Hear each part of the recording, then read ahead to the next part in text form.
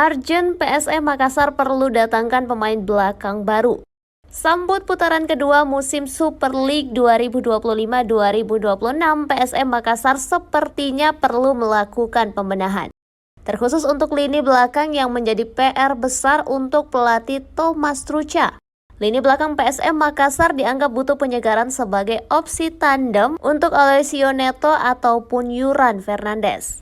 Saat ini di skuad PSM bisa dikatakan opsi pemain belakang pelapis masih kurang yang kemampuannya sepadan dengan dua pemain asing itu.